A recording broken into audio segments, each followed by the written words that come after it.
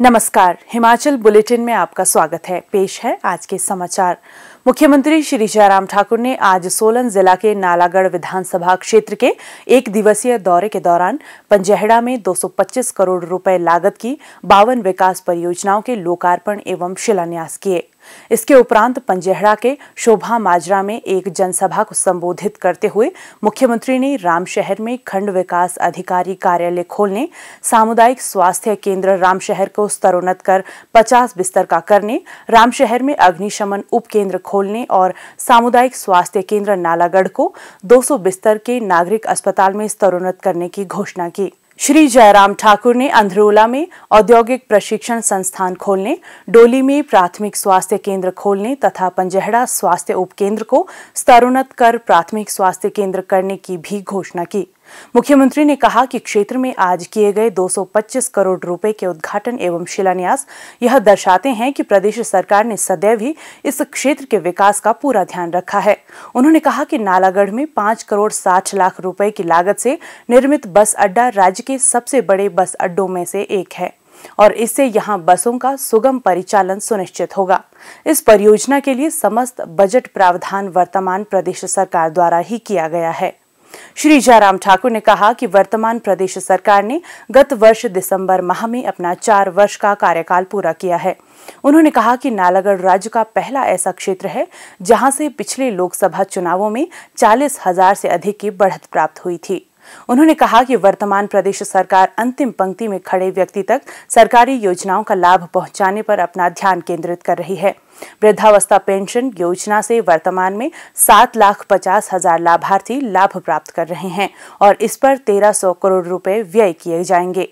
इस बार बजट दस्तावेजों के साथ प्रथम बार जेंडर बजट स्टेटमेंट भी प्रस्तुत की गई है। मुख्यमंत्री ने कहा, आमतौर पर जब आदमी कभी ऐसे संकट में होता है, जब बीमार हो जाता है, घटना दुर्घटना हो जाती है, सारा रिश्तेदार, साथी, मित्र, दोस्त सब मदद करने के लिए आते हैं। लेकिन ये वायरस आया तो ना रिश्तेदार करीब था, ना परिवार नजदीक था, ना भाई, ना बहन, ना कोई साथी की इजाजत ही नहीं दी जा सकती थी। इसलिए बहुत अलग तरह की परिस्थिति का दौर रही। लेकिन भाई और बहनों में आप सबका इस बात के लिए धन्यवाद करना चाहूंगा कि हमने उस दौर को, लगता है हमने उस दौर को पार कर लिया। अब हमारे 200 से भी कम मामले हिमाचल प्रदेश में बढ़ते हैं और मुझे पूरा भरोसा कि आने वाले समय में हिमाचल कोविड फ्री होकर के बहुत जल्दी बाहर निकलेगा। एक तरफ इस प्रकार का संकट और दूसरी तरफ विषय ये था कि हमारे विकास के कार्य कैसे बढ़े। आज नालागढ़ विधानसभा क्षेत्र में आकर के आप देख रहे हैं इस बात को, हमने उस संकट का भी सामना किया और उसके साथ साथ 225 करोड़ रुपए के उद्घाटन और शिलान्यास करके ये भी हमने संदेश दिया कि हम विकास को भी रुकने नहीं देंगे। ये भी हमने हिमाचल प्रदेश में काम करने की बजट में जो हमने कुछ बातें कही है, कोशिश की है हर वर्ग के लिए मदद करने, प्रयास किया कि हर वर्ग के लिए हम कुछ ना कुछ बेहतर करने की कोशिश करें और खास तौर से उस वर्ग के लिए जो गरीब है, जो पीछे है, जिसको मदद करने की जरूरत ज्यादा है, उस आदमी के लिए मदद करने की हमने कोशिश की। एक मजदूर दिहाड़ी करता है, लगाता है, हमने उसकी दिहाड़ी 50 रुपए दिन की बढ़ाई और 50 रुपए दिन के बढ़ाने का मतलब है 1,500 रुपए का महीने का उसका जो है लाभ हुआ उससे सीधा। और 4 साल की हमारी सरकार के कार्यकाल में 4,500 रुपए से ज्यादा का लाभ उसको हासिल महीने। आज तक के इतिहास में हिमाचल प्रदेश में इतनी दिहाड़ी कभी नहीं पड़ी।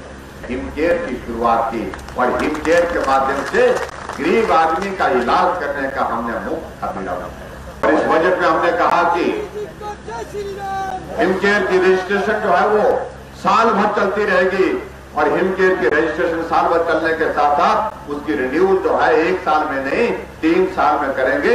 एक बार कार्ड बनने के बाद 3 साल तक वो चलता रहेगा।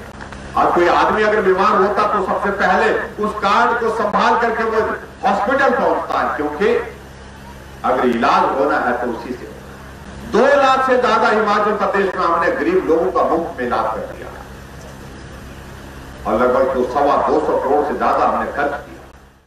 मुख्यमंत्री ने कहा कि आंगनबाड़ी कार्यकर्ताओं, आंगनबाड़ी सहायिकाओं, आशा वर्कर, सिलाई अध्यापिकाओं, मिड डे मील वर्कर, जलवाहकों, जल रक्षक, मल्टीपर्पज वर्कर, पैराफिटर और पंप ऑपरेटरों के मासिक मानदेय में आशातीत बढ़ोतरी की गई है। उन्होंने कहा कि 50 करोड़ रुपए की अतिरिक्त राशि व्यय कर गृहिणी सुविधा योजना के अंतर्गत अतिरिक्त निःशुल्क सिलेंडर प्रदान किए जाएंगे।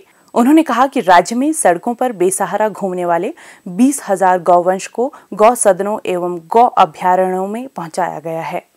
मुख्यमंत्री श्री जयराम ठाकुर ने आज सोलन जिले के साधु पुल के कंढा घाट में हुई बस दुर्घटना पर शोक व्यक्त किया है। इस बस दुर्घटना में 3 लोगों की मृत्यु हो गई, जबकि 3 अन्य घायल हैं। मुख्यमंत्री ने मृतकों के परिजनों के प्रति संवेदना व्यक्त की तथा घायलों के शीघ्र स्वास्थ्य लाभ की कामना की है। पत्रकारों से अनौपचारिक बातचीत करते हुए मुख्यमंत्री ने कहा, बड़ी अनफॉर्चुनेट सूचना हमको ये मिली कि वहाँ साधु पुल के पास सोलन में एक गाड़ी का बस का एक्सीडेंट हुआ। उसमें 3 लोगों की दुखद मृत्यु हुई है और कुछ घायल भी है। और जो भी सूचना मिली है, जो घायल हैं उनको IGMC में भेज दिया गया है। डॉक्टर्स को वहाँ पर कन्वे कर दिया कि उनका बेहतरीन ट्रीटमेंट जो किया जा सकता है वो करें। और सरकार की ओर से जो उचित मुआवजा दिया जाता है वो मुआवजा उनको उपलब्ध करा दिया जाएगा। लेकिन दुर्घटना के कारणों की उन्होंने कहा कि इसकी जानकारी हमको बताएं कि कारण क्या रही। बेहतर समाज के निर्माण में सुशिक्षित नागरिक की महत्वपूर्ण भूमिका होती है और किसी भी क्षेत्र की प्रगति में शिक्षा का सबसे अधिक योगदान होता है। प्रदेश का प्रत्येक बच्चा शिक्षित हो, यही प्रदेश सरकार का ध्येय है। इसी के मद्देनजर प्रदेश सरकार राज्य में शिक्षा क्षेत्र में महत्वपूर्ण सुधार कर रही है, जिसमें विद्यार्थियों को दी जाने वाली छात्रवृत्ति भी शामिल है। पेश है एक रिपोर्ट। किताब और कलम हर बच्चे की तकदीर बदलेगी, ज्ञान की ज्योति हिमाचल की तस्वीर बदलेगी। विकास के पैमाने पर पहाड़ी राज्य हिमाचल प्रदेश विषम भौगोलिक परिस्थितियों के बावजूद देश के बड़े बड़े राज्यों को टक्कर दे रहा है। इस मामले में राज्य की शिक्षा व्यवस्था धुरी का काम कर रही है। मुख्यमंत्री जयराम ठाकुर इस धुरी को और मजबूत करने के प्रयास में जुटे हैं। इस लक्ष्य को हासिल करने के लिए मुख्यमंत्री ने बजट 2022-23 में शिक्षा व्यवस्था में सुधार के लिए कई बड़े ऐलान किए हैं। इसके तहत सरकारी प्राथमिक विद्यालयों में 3 से 6 साल की आयु के बच्चों के लिए पूर्व प्राथमिक शिक्षा कक्षाएं आरंभ होंगी। श्रेष्ठ शिक्षा गुणवत्ता प्रोत्साहन योजना में शीर्ष स्कूलों को नकद पुरस्कार दिए जाएंगे। स्वर्ण जयंती ज्ञानोदय क्लस्टर श्रेष्ठ विद्यालय के तहत 100 नए राजकीय प्राथमिक विद्यालय, स्वर्ण जयंती उत्कृष्ट विद्यालय के तहत 68 नए वरिष्ठ माध्यमिक विद्यालय तथा स्वर्ण जयंती उत्कृष्ट महाविद्यालय के तहत 2022-23 में 10 नए राजकीय महाविद्यालय शामिल होंगे। छात्रवृत्ति बढ़ाने का ऐलान। सरकार ने स्कूल व कॉलेजों में पढ़ने वाले करीब 30,000 विद्यार्थियों को बजट में बड़ा तोहफा दिया है। नए वित्त वर्ष में उन्हें बढ़ी हुई छात्रवृत्ति मिलेगी। बजट प्रावधानों के तहत महर्षि वाल्मीकि छात्रवृत्ति योजना, इंदिरा गांधी उत्कृष्ट छात्रवृत्ति योजना, कल्पना चावला छात्रवृत्ति योजना, डॉक्टर अंबेडकर मेधावी छात्रवृत्ति योजना तथा स्वामी विवेकानंद उत्कृष्ट छात्रवृत्ति योजना के तहत अब 1,500 रुपए प्रति माह मिलेंगे। राष्ट्रीय मिलिट्री कॉलेज छात्रवृत्ति योजना तथा सैनिक स्कूल छात्रवृत्ति योजना में यह राशि बढ़ाकर 2,000 रुपए प्रति माह दी जाएगी। सशस्त्र सेना में शहीद या विकलांग हुए जवानों के बच्चों को भी छात्रवृत्ति बढ़ाकर 1,500 रुपए प्रति माह की गई है। मुख्यमंत्री विद्यार्थी कल्याण योजना के तहत छात्रों को 1,500 रुपए तथा छात्राओं को 2,000 रुपए सालाना मिलेंगे। महाविद्यालयों में यह राशि 5,000 रुपए तथा छात्रावास में रह रहे छात्रों के लिए 6,000 रुपए प्रति वर्ष होगी। कक्षा 3 के मेधावी छात्रों के लिए बाल प्रतिभा छात्रवृत्ति योजना शुरू होगी, जिसके तहत 3,000 रुपए प्रति वर्ष छात्रवृत्ति दी जाएगी। शोधार्थियों के लिए मुख्यमंत्री शोध प्रोत्साहन योजना के तहत 3,000 रुपए प्रति माह फेलोशिप दी जाएगी। सभी उच्च एवं वरिष्ठ माध्यमिक विद्यालयों में करियर परामर्श और मार्गदर्शन प्रकोष्ठ स्थापित किए जाएंगे।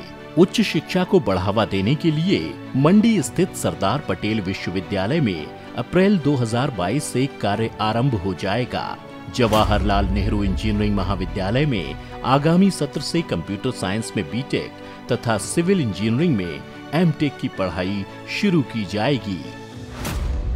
जयराम सरकार का यही संकल्प, मिले शिक्षा के बेहतर विकल्प।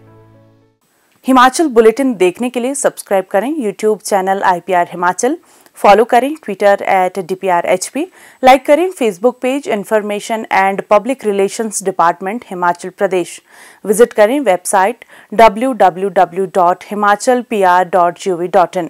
इस अंक में इतना ही, कल फिर होगी मुलाकात। दीजिए इजाजत, नमस्कार।